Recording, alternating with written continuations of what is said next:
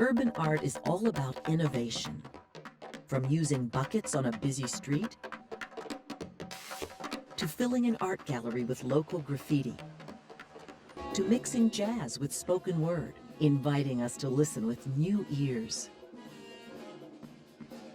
to look with new eyes. Wander down this train tunnel in Washington, D.C., and you'll discover the bold colors of urban graffiti artists. It is Washington's Wall of Fame, and Nick Posada's work is here. But unfortunately, the art he's created has been covered by other people's graffiti. This is what happens when nobody respects any type of work that someone spent their paint and their time on. This is what the Wall of Fame in DC has come to. Although the Wall of Fame is open to everyone, Posada cautions there are rules to be followed in the world of graffiti. Rules that not everyone appreciates. He says that real graffiti artists understand how to use color and how to make their work distinctive. So you would use colors that contrast one another. My piece is still there. I did this like '99. Nick's work is also highlighted here at the Govinda Gallery in Georgetown. Graffiti art has certainly brought to public art a whole new dimension. According to Chris Murray, graffiti art is special because it's fast, uninhibited, and always inventive. Murray is convinced that graffiti is just one more step in the evolution of pop art. The works have sold well to young people and to collectors of pop art.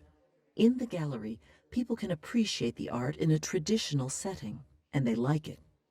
It's good for the artists, too. It was a real reversal for them because they're used to being vilified, and now they're being enjoyed, and that's a good thing. People are beginning to appreciate the talents of Yafer Baron, too. The 28-year-old trumpeter grew up in this neighborhood north of Philadelphia. Both his parents are jazz musicians, but Yafer chose to mix more traditional, classical forms of jazz with the rap and hip-hop music of his own generation. His first CD is an innovative mix of both worlds. I like to think, the whole creation, it's all about music to me, you know what I'm saying?